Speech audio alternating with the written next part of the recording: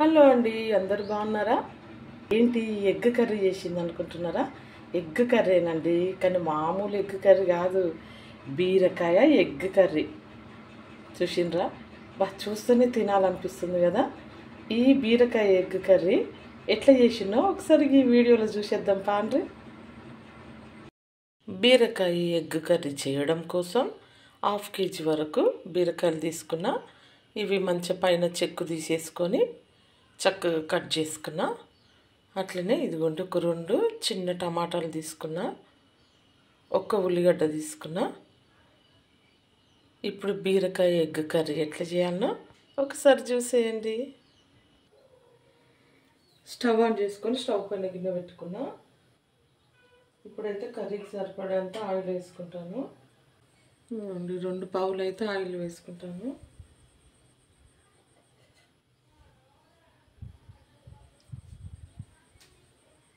Oil కొంచెం వేడెక్కాలి.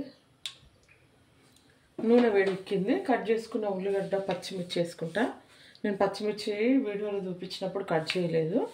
ఇప్పుడైతే cut చేసిన ఒక 4 పచ్చిమిర్చి అయితే వేసుకుంటున్నా.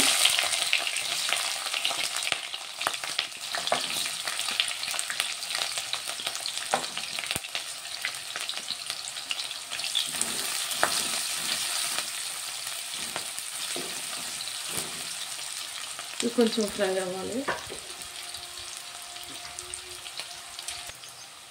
ఉల్లిగడ్డ ఫ్రై అవుతుంది. ఇప్పుడు కొంచెం అల్లం ఎల్లిగడ్డ పేస్ట్ వేసుకుంటాం. అల్లం ఎల్లిగడ్డ ఇట్లనే కొంచెం పసుపు వేసుకుంటున్నా.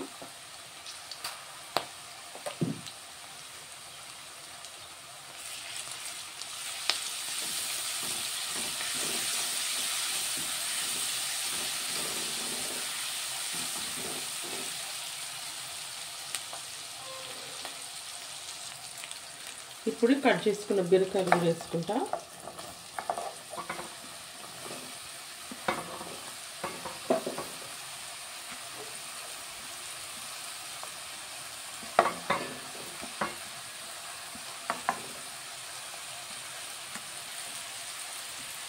ఇదంతా ఒకసారి కలిపేసుకున్నాం.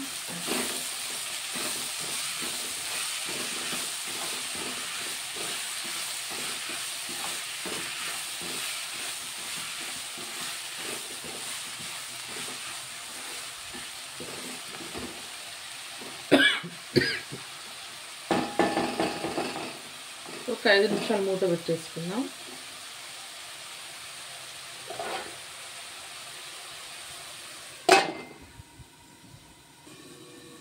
ఒకసారి చూద్దాం. బీరకాయలు ఫుల్ వాటర్ వచ్చేసినాయి.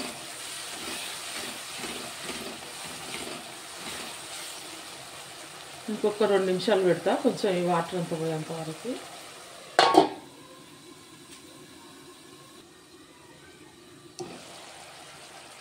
బీరకాయ అయితే ఉడుకుతుంది.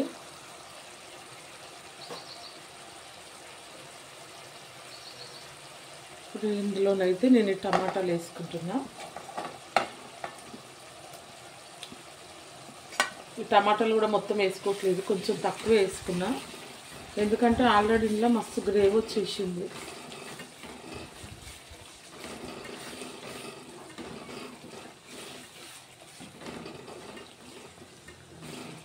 ఇదిగోండి, ఒక సగం అంత టమాటా అయితే మిగిలిచ్చిన. వీడియో క్లియర్గా కనబడుతుందా? అంతా ఈ వేడి ఆవిరంతా ఫోన్కే వచ్చేస్తుంది. నేను ఇంతవరకు ఇందులో అయితే కారం, ఉప్పు అయితే అసలే వేసుకోలేదు. ఇప్పుడు కారం అయితే కొంచెం వేసుకుంటా, ఎందుకంటే 4 పచ్చిమిర్చి వేసిన అందులో ఆల్రెడీ కొంచెం కారం ఉంటుంది. ఒక సగం స్పూన్ వరకే కారం వేస్తున్నా.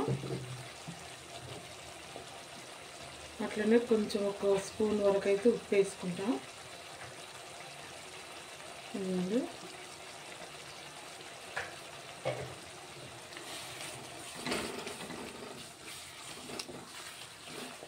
పచ్చిమిర్చి బాగా కారం ఉన్నాయి, అందుకోసమే 4 వేసిన.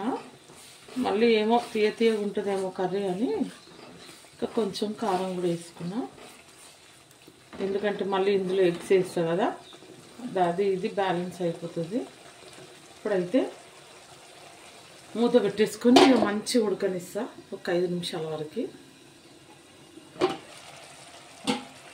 బీరకాయ అయితే మస్తు ఉడుకుతుంది చూడండి, మంచిగా అయింది, ఉడికిపోయింది చక్కగా. దీనిలోనైతే నేను ఎగ్స్ వేసుకుంటా.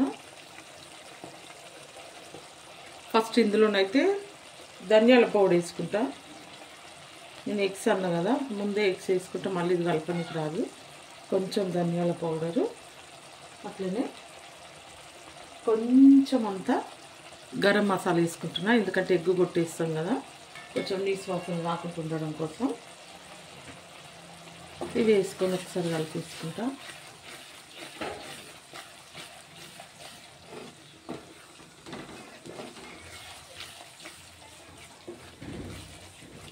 ఇది కలిపేసుకున్నా కదా, ఇప్పుడైతే ఎగ్స్ వేసుకుంటాం.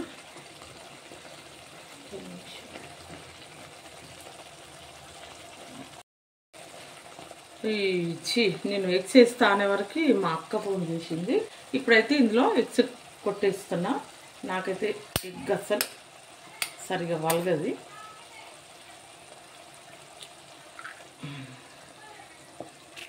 ఒక 3 కోడిగుడ్లు అయితే వేస్తున్నా.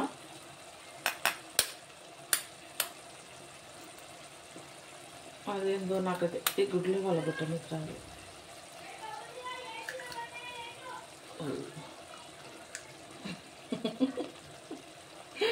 మొత్తానికైతే 2వ గుడ్డ అయితే వేసిన. నేనైతే మరీ ఘోరం ఎన్ని చేస్తా కానీ గుడ్లు కొట్టడానికి ఇబ్బంది అవుతుంది. 3 ఎగ్స్ వేసుకున్నా. ఇప్పుడు ఇది ఒక 2 నిమిషాలు అయితే మూత పెట్టేస్తా.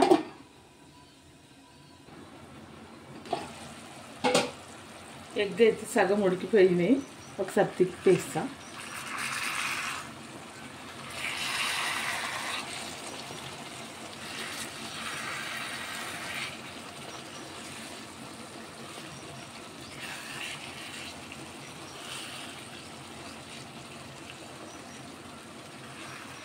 అవో ఇవి తిప్పేస్తే చినిగిపోయేటట్టున్నాయి.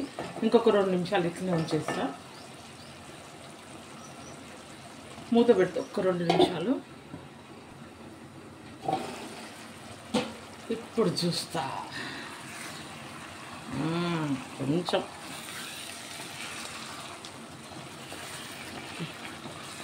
చూసిందా, ఇట్లనైతే అంటే నేను ఎగ్ అయితే కొంచెం చితికిపోవద్దని ఇట్లా కొంచెం తిప్పేసుకున్నా. ఎందుకంటే ఇట్లనే ఉడికిన ఎగ్, కర్రీలో ఉడికిన ఎగ్ తింటే మస్తు టేస్ట్ ఉంటుంది. అందుకోసం కొంచెం ఎగ్గు అట్లా చినిగిపోకుండా జాగ్రత్త పడ్డా. చూసిందా, ఇటు సైడ్ కూడా 1 నిమిషం అట్లా ఉడకనిస్తా. మూత పెట్టేసుకుందాం. ఇప్పుడైతే ఎగ్ కూడా మంచిగా ఉడికిపోయింది. ఇందులో కొంచెం కొత్తిమీర వేసుకుంటా.